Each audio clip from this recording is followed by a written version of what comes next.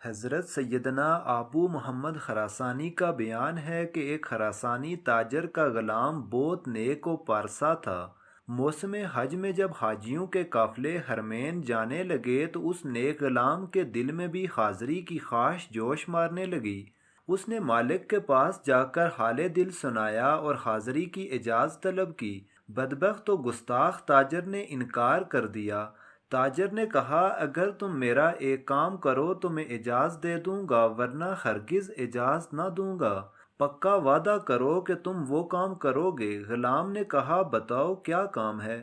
بدبخت تاجر بولا جب روضہ رسول پر جاؤ تو وہاں جا کر یہ کہنا، اے اللہ کے رسول، میرے آقا نے یہ پیغام بھجوایا ہے کہ میں آپ کے دونوں دوستوں حضرت ابوبکر صدیق اور حضرت عمر فاروق سے بیزار ہوں۔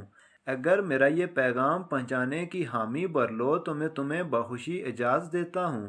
غلام کا بیان ہے کہ اپنے بدبخت مالک کی یہ گستاخانہ باتیں سن کر میں بہت غمگین ہو گیا۔ بظاہر تو میں نے ہاں کر دی، لیکن جو میرے دل میں تھا اللہ اسے بہتر جانتا ہے۔ بہرحال قافلے کے ہمراہ مدینہ منورہ دھڑکتے دل، لرزتے قدموں اور پرنم آنکھوں کے ساتھ روضہ رسول کی جانب بڑھنے لگا۔ قبر انور پر پہنچ کر میں نے سلام عرض کیا، پھر امیر المومنین حضرت سیدنا ابوبکر صدیق اور امیر المومنین حضرت سیدنا عمر فاروق کی بارگاہ میں سلام عرض کیا۔ مجھے اپنے بدبخت و گستاخ مالک کا پیغام بد حضور صلی اللہ علیہ وسلم کی بارگاہ میں پہنچانے سے بہت شرم آ رہی تھی، لہٰذا میں باز رہا اور مسجد نبوی میں حضور کے قدمین شریفین میں سو گیا۔ میں نے خواب میں دیکھا کہ قبر انور کی دیوار شق ہوئی اور حضور صلی اللہ علیہ وسلم چہرہ چمکاتے ہوئے باہر تشریف لے آئے۔ آپ نے سبز لباس زیب تن کیا ہوا تھا اور جس میں اطہر سے مشک کی خوشبو آ رہی تھی۔ سارا ماحول مشکبار ہو گیا۔ حضور کے دائیں جانب امیر المومنین حضرت ابوبکر صدیق اور بائیں جانب امیر المومنین حضرت عمر فاروق تھے۔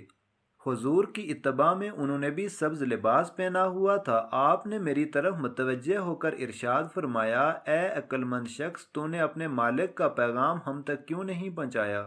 حضور صلی اللہ علیہ وسلم کی ہیبت اور رعب و دبدبہ اتنا تھا کہ میں نے سر جھکائے دست بستہ عرض کی، میرے آقا، مجھے شرم آتی تھی کہ آپ کو آپ کے پہلو میں آرام فرما دوستوں کے متعلق اپنے بدبخت مالک کا گستاخانہ پیغام سناؤں۔ آپ نے ارشاد فرمایا، اے خوشبخت، انشاءاللہ عزوجل تو حج کرنے کے بعد بخیر و عافیت خراسان واپس جائے گا۔ جب تو اپنے مالک کے پاس پہنچے تو کہنا اللہ عزوجل کے رسول نے فرمایا، بے شک اللہ عزوجل اور اس کا رسول اس سے بیزار ہیں جو صدیق و فاروق سے بیزار ہے۔ پھر فرمایا جان لے، جب تو وہاں پہنچے گا تو چوتھے دن وہ مر جائے گا، مرنے سے پہلے اس کے منہ سے پیپ و خون نکلے گا۔